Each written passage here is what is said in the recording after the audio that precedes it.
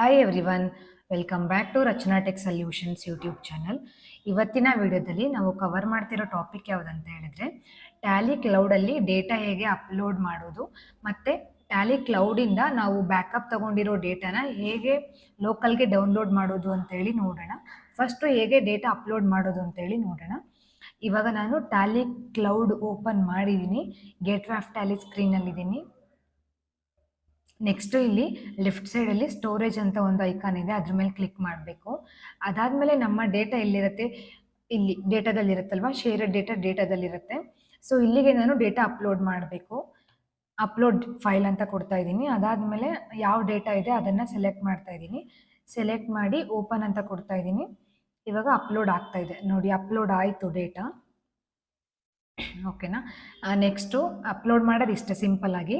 ಇಲ್ಲಿ ನೋಟಿಫಿಕೇಶನ್ ಸಹ ಬಂದಿರುತ್ತೆ. ಒಂದು ಸೆಕೆಂಡ್, ಇಲ್ಲಿ ಅಪ್ಲೋಡೆಡ್ ಟು ಸ್ಟೋರೇಜ್ ಈ ಫೋಲ್ಡರಲ್ಲಿ ಅಪ್ಲೋಡ್ ಆಗಿದೆ ಅಂತೇಳಿ ನೋಟಿಫಿಕೇಶನ್ ಬಂದಿದೆ. ನೆಕ್ಸ್ಟು ಬ್ಯಾಕಪ್ ತೊಗೊಂಡಿರೋ ಡೇಟಾನ ಹೇಗೆ ನಾವು ಲೋಕಲ್ಗೆ ಡೌನ್ಲೋಡ್ ಮಾಡೋದು ಅಂತೇಳಿ ನೋಡೋಣ.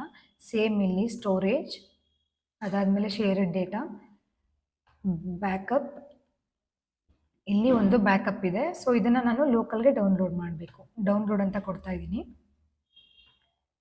ಇಲ್ಲಿ ಡೌನ್ಲೋಡ್ ಆಗಿದೆ.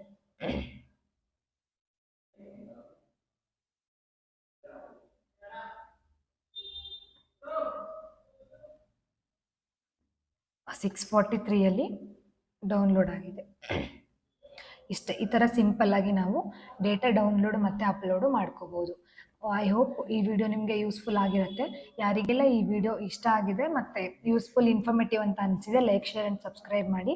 ನಿಮ್ಗೇನಾದರೂ ಫರ್ದರ್ ರಿಕ್ವೈರ್ಮೆಂಟ್ಸ್ ಇತ್ತಂದರೆ, ಲೈಕ್ ಹೊಸ ಟ್ಯಾಲಿ ಬೇಕು ಅಥವಾ ಟ್ಯಾಲಿ ಕಸ್ಟಮೈಸೇಷನ್ ಮಾಡಬೇಕು, ಟ್ಯಾಲಿ ಕ್ಲೌಡು, ಮೊಬೈಲ್ ಆ್ಯಪು, ಈ ಥರದ್ದೇನೇ ರಿಕ್ವೈರ್ಮೆಂಟ್ಸ್ ಇದ್ದರೂ ಸ್ಕ್ರೀನ್ ಮೇಲಿರೋ ನಂಬರ್ಗೆ ಕಾಂಟ್ಯಾಕ್ಟ್ ಮಾಡ್ಬೋದು. Thank you for watching.